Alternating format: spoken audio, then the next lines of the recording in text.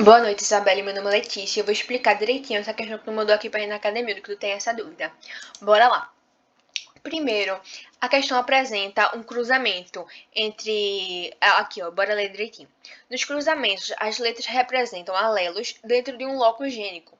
Em cruzamentos de duplo heterozigotos com dominância, ou seja, vai haver um gene dominante, e vai ser um cruzamento de duplo heterozigotos. O que é duplo heterozigotos? Vê, eu vou explicar aqui essa questão como se fosse azão azinho, que é uma coisa que a gente já está familiarizada. Quando a gente vê esse A1, A2, a gente meio que se assusta. Mas tu concorda que esse A1, A2 poderia, só substituindo assim, poderia ser um cruzamento de azão, azinho com azão, azinho. Bora dizer que o A1 é o azão e o A2 é um azinho.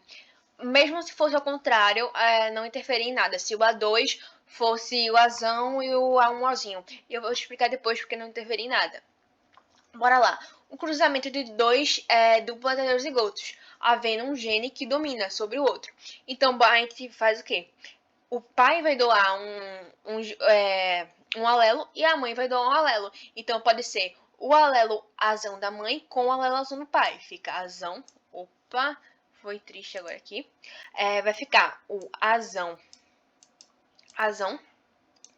Ou pode ser também o quê? O azão da mãe com o azinho do pai. Ou pode ser o quê? O azinho da mãe com o azão do pai. Azão, azinho de novo. E o azinho da mãe com o azinho do pai. Azinho, azinho.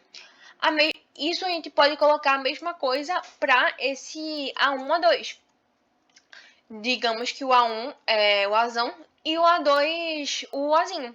A gente vai gerar esses aqui, todos esses tipos de combinações.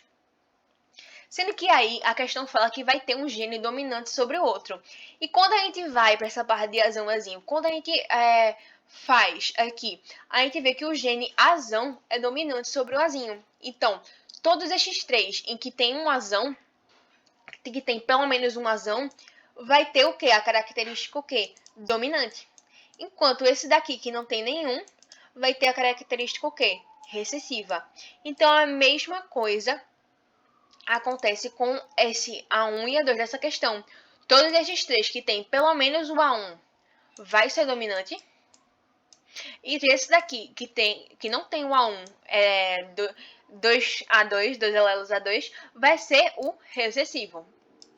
Mesma coisa, se o meu A1 fosse o alelo recessivo e o A2 fosse o alelo dominante, dava na mesma coisa. Se fosse ao contrário, vê.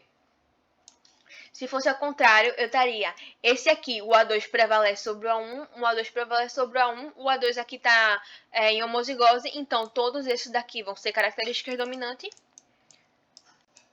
E esse daqui vai ser uma característica recessiva. Tu concorda que, tipo, tá, o gene recessivo seria diferente? Tá, tudo certo. Mas tu concorda que a quantidade de genes dominantes e a quantidade de genes recessivos não muda? Não vai ficar 2 e 2, 1 e 3, ou vai ficar 1 e 3, não vai ficar outro número além de 1 e 3. Sempre vai ser 1 e 3. 3 dominantes para um recessivo. E é daí que tu vai tirar esse 3-1. Porque nesse cruzamento a gente tem 3 genes dominantes e um recessivo. É isso que esse 3-1 quer dizer. Entendeu? Se a questão perguntasse a probabilidade de ter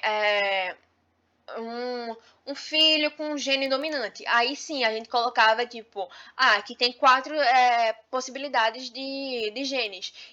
Então, três delas são com genes dominantes. Então, a probabilidade seria 3 quartos.